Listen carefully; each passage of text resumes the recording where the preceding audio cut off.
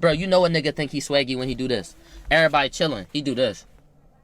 Look at his phone for, look, 1, 2, 3, 3 seconds. Lock it, put it back in his jaw. I don't know, I might go home. We just had the most fun in our life. What are you saying you about to go home for? What you going home for, bro? Stay. Y'all think I should stay? I don't know, bro. I just be tired of outside. You trying to be different so bad. What that even mean? Stop, shut the fuck up. What that, shut the fuck up, she. Oh my God, you not hot shit. So, being cool.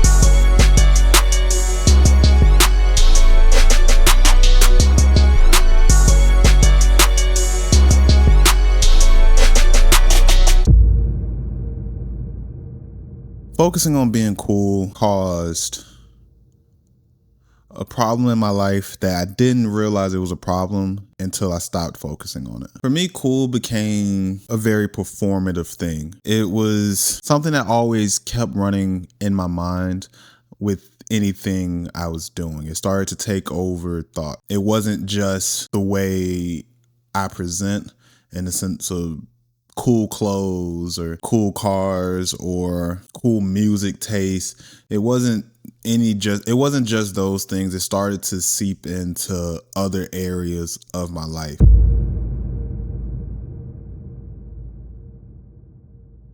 So, how did this all get started? My first memory of realizing, like truly realizing what cool was and focusing on it, or preparing to, that went basically what started this journey down caring about what was cool, was when I was in middle school. It was 6th grade, and you know, you're leaving elementary school and you're going to a whole nother building with older kids. So before middle school, this is 5th grade on down.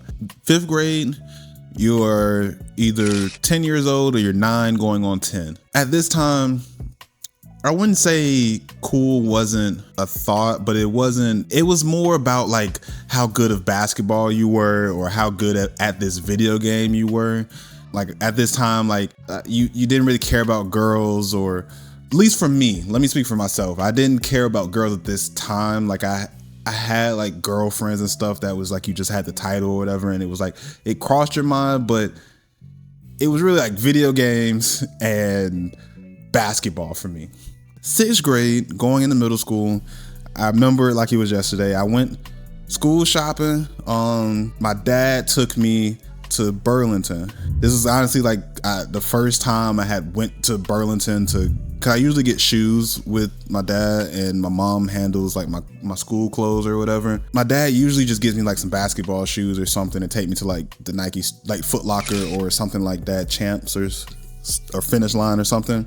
But this year, for whatever reason, he took me to Burlington to get shoes. And I'm used to just getting like 1 or maybe 2 pairs of shoes for the school year. And, you know, if you're going to like Foot Locker or whatever and you're getting these shoes, these $100 shoes or whatever, you can only get 1 or 2. So he took me to Burlington, and within that same budget of the 2 shoes at Foot Locker, going to Burlington and getting shoes equaled, you can get like 3, 4, 5 pairs of shoes, because these shoes ain't nothing but $20, $30.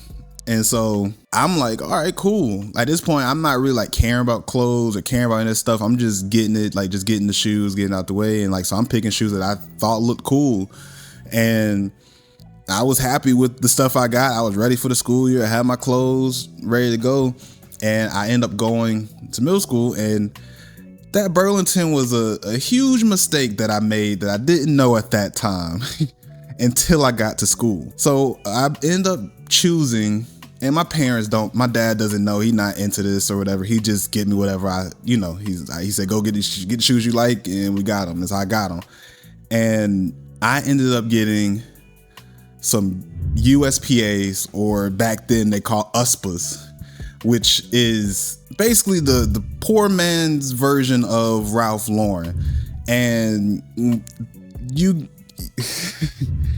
you would get treated ruthless in middle school if you had the fake polo on. Boy, bring that ass here, boy. And I had like 2 or 3 USPA shoes that I had got from Burlington that I thought was cool, thought was good, and nah, that just, it wasn't it. And I remember like instantly they find that out. I don't know if it was like the first week or second week. I knew it was very fast into the school year that I found out like that's not the wave. That's not what you're supposed to be having on.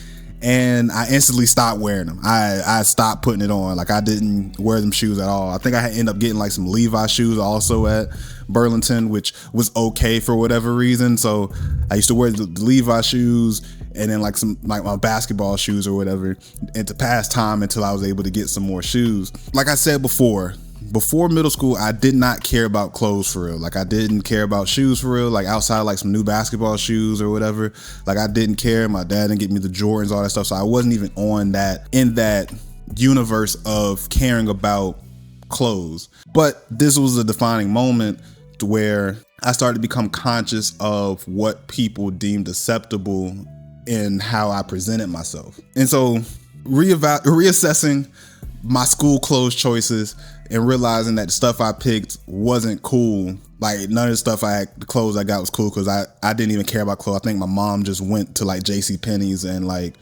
or just bought some stuff. Yeah, I think that's what we just went to, like I think she just went to JCPenney's. Like I cared so less about clothes that my mom could just go and get whatever clothes and I would just put it on. Like if it fit, I'm just throwing it on. And throughout the year I would find like a favorite shirt that I always had on. But I didn't care about the clothes that much to really judge. Like I care about what I put on, but I didn't care about shopping and all that stuff. And so once I realized that and reassessed what was cool, I started to see, and that's when the following, I think my birthday came up in like November of that school year.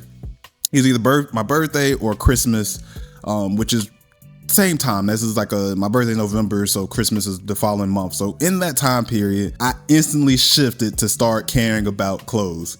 And that's all I had wanted for either my Christmas presents or my birthday presents was I need some new shoes and some new clothes because what I have is not it. And what was in was Aeropostale, Ralph Lauren, so not the USPA, not the fake polo, Ralph Lauren was in, and then you also had Adidas shell toes are in, and like the Adidas sweatsuits. Like the old Run DMC like sweatsuits, like those are in at that time. And Converse, like Chuck Taylors were in, like the low Chucks were in at this time. This is 2010, 2011 of my 6th grade year. It's 2010, 2011 or 2011, 2012. That's my 6th grade year. It's somewhere in between there. And Chuck Taylors were in as well. And I remember getting a pair of Chuck Taylors. I ended up getting a pair of shell toes. I ended up getting like Aeropostale because Aeropostale was cheap. So I just told my mom like, yeah, Aeropostale's in, and she went and looked at the price and was like, oh, okay, and got me some Aeropostale clothes. And I ended up getting polo as well because the way to get polo for cheap was you would go to TJ Maxx or Marshalls and get it for like $35 a shirt, which was, cheaper than going to like Dillard's and getting the $60 polo shirts. You get the same collared shirts if you go to Marshalls and TJ Maxx for them. And so this was like the origin of me caring about being cool and how I presented. And this was kind of the start, which seems like innocent. It seemed like, it's fine. You're growing as a person. You started caring about different things, whether you cared about girls or you cared about your social status. All these types of things started to kind of fill into my young, impressionable brain at that time. And that was when I realized like being cool or like clothes and all these things weren't just expressions. It was really like social statuses within school. So like if your parents was able to get these things and you was able to get these items, it gave you like social currency within school to where people thought you was maybe cooler. They thought you could dress nice, and it made it a little easier to socialize. I also played basketball, so that also helped a lot in being being cool, but clothing helps just as well. Like there's been plenty of people that's been on basketball teams that if they didn't have certain social things or certain people didn't view them as cool, it didn't matter. It helped, but you needed the other intangibles as well. And so that was like the origin moment of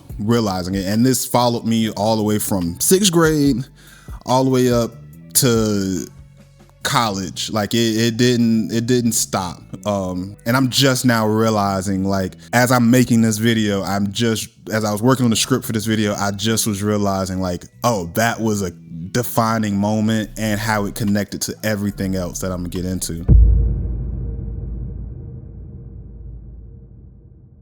It reminds me of Venom, the character. The Blob starts off very small. So that's us as kids. Like it always starts off as performative as a kid. You're just trying to find. So that gets into you. And then over time, the Venom ends up engulfing his whole body to a point where you're like, I don't want to be performative anymore. But at this point, this is just all I know. This is who I am at this. This becomes your identity at this point. Even when you try to shake it. Who are we speaking about exactly? Everybody? The ones we're saying that can't let it go. Gotcha. That seem to can't let it, no matter what. I gotta be cool at church. I gotta be cool at work. I gotta be cool around my kids. I gotta be cool when I go to their parent-teacher conferences. I gotta be cool, of course, when I'm out with the homeboys. That's more of a want of wanting to see Venom in the mirror. You know what I'm saying? Rather than actually taking over you, it's more of a, I want to see just something different in the mirror because I don't like what I see in the mirror. And so within this performance of this performative action of being cool and really caring about what other people deem as cool, I started, doing things, which is not nothing necessarily wrong with the items or changes as you grow. It was just kind of the mindset within picking the things you do. I started to realize was a problem. So I started wanting a different haircut. I had the same haircut since I was a kid, and until I got to a certain age, I started wanting different haircuts, cooler looking haircuts, which is fine. There's nothing wrong because having a nice haircut is good, and especially one that fits you and fits your style. All that stuff is very important on looking good and presenting and all that kind of stuff. But I also started kind of like being very conscious. Like as I got older, I started realizing I was more conscious of how I talked, what lingo I use, what slang use, like what is deemed as cool way of talking. Just trying to like really like be very performative on cool, which I realized I didn't have to try that hard. And it wasn't with everything, and it wasn't every waking moment. It's just I started to realize that there were moments, like small moments or parts of my life or a time where I'm in my head about like, dang, why did I say it like that? Or dang, was that lame how I said that or whatever? Because like, and that's one of the biggest things. It's like being cool is the positive side of it. But if you're not cool, then you lame. And nobody wants to be lame. And that was a huge like avoidance. It's like you're running from being lame by chasing cool. That's that mental mind fuck of it all is where it started to like really affect me in other aspects of life. Like you start to really care about your friends, like your group of friends' expectations, or either how they view you or how you want them to view you. Which is dumb because you can't control how people perceive you. But when you're chasing cool, like that's like a huge thing in your mind of making sure the people around you or in your community or in your circles view you as cool. And one of the biggest things I started to see as this kind of like, because I feel like that 6th grade moment buying the USPA shoes and changing was like the small kind of like catalyst of me growing into other aspects. Also, as I was growing as a person and getting older and learning myself and just, developing. I think it kind of grows. So I kind of look at it like a little circle of like, all right, this is me just chasing cool. This is the small impact. It's just clothes and just shoes. This is the small impact that it has on me.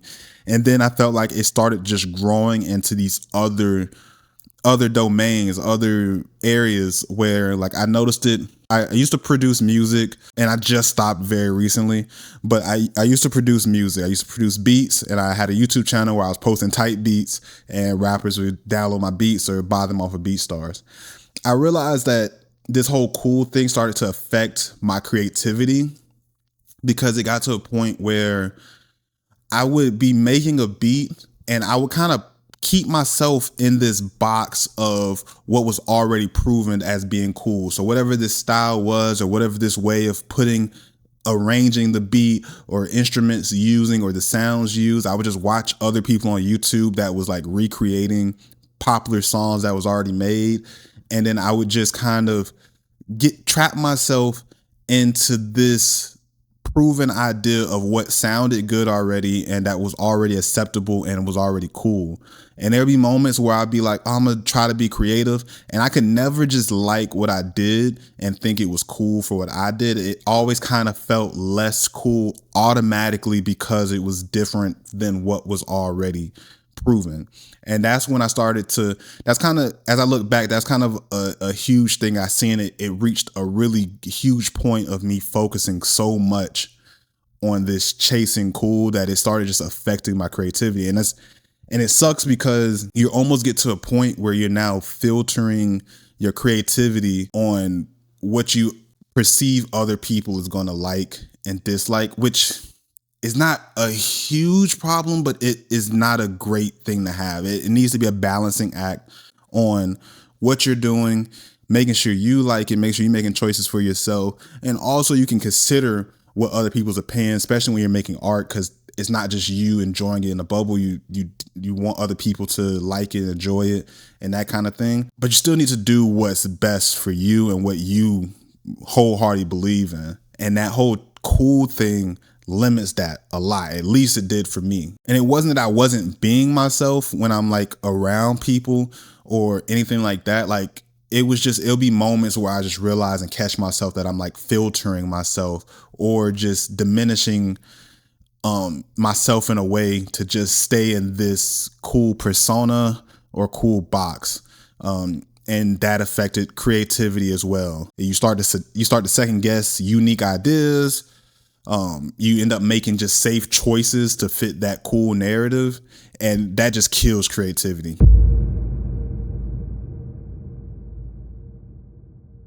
So this is the thing. The most lame people I've met in my life is the people that always want to look cool. If you're really cool, you know how to be transparent with your feelings and what you want in life. I was around people that was faking it and acting like nothing bothered them, and you don't even want to know where they are now. If this is you, or you know someone like this, you want to help them or help yourself. Learn to be transparent with who you are to the people that you love, or you will lose them. It's one of the lessons I've learned myself. So to cut to the chase, you want to save yourself the misery by being who you truly are.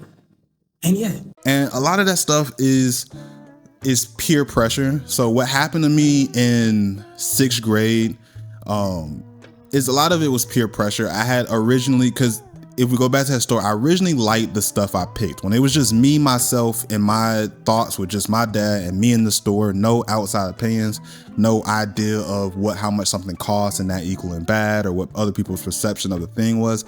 I picked things out that I had liked. And then I was excited about them, put on the outfit, went to school. People told me this wasn't the thing, and I ended up convincing myself I didn't like the things I originally picked, which then made me follow what other people said was the cool thing and started just picking those things. And I basically killed all my self expression or things I liked at that point. And I was younger, so I'm 10, 11. Like this is like, you're very impressionable. You haven't figured yourself out yet. You're still young. So that was like the first start of the being cool. It was like peer pressure made me just change the stuff I liked to match the things that everybody else already deemed as cool and what everybody else liked. Social media happened around when I was in like 7th, 8th grade. Like social media was around like MySpace, which is, I was a little too young for MySpace, but I was on Facebook, and then Instagram came when I was in like 8th grade, 7th, 8th grade, middle school. Instagram came, and social media doesn't make it better, like at all. We don't need to get into it right now, but social media does not make it better. And like I say, it's understandable. Like coolness is a social currency. If people think you're cool, it holds a lot of weight in the engagement, the attention you get from people, maybe the attention you get from people you're interested in, whether it's a girl, boy, whatever it may be. Like having that cool social currency definitely helps your perception, people's perception of you and your perception of yourself. But it does cause the problems of losing your original feelings and thoughts about things you like, dislike, about yourself, or about like just art, things in general in life.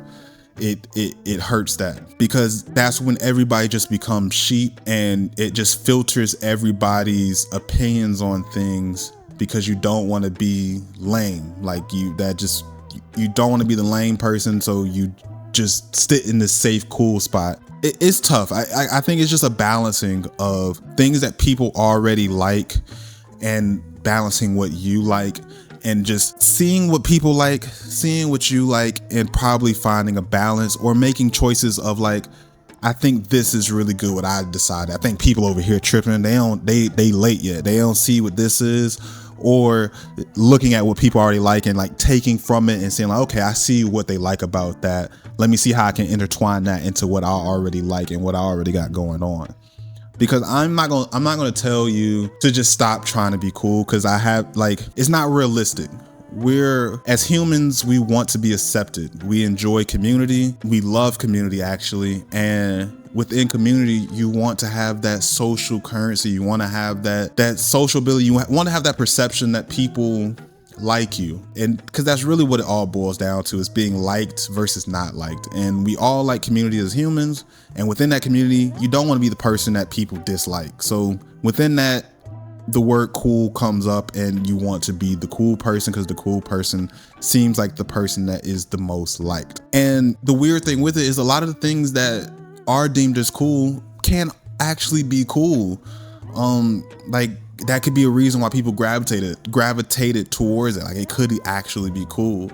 But the real problem is when you get so wrapped up in everything that is cool, that cool becomes the filter for everything in your life when you're deciding stuff. Because that's what happened to me. All those things, it got to get to a point where you just do what you think is cool. It's not nothing wrong with looking at the crowd, seeing what they're deeming as cool, but it's also just finding that balance to make what you work and have your own voice, because at the end of the day, that is really what's going to be considered cool. Because all the things that people are gravitating as cool is somebody at the top of that mountain doing their own thing, and it's coming natural to them, and people underneath are saying like, oh, that is cool, and it's just becoming like a little pyramid of people following these different individuals. That's when terms like trendsetters or icons, all these other things where people are leading the thing that other people follow. And so trying to break away from that, seeing what they like, and creating your own thing. And that, I think that's the best way to kind of get out of that mental gymnastics of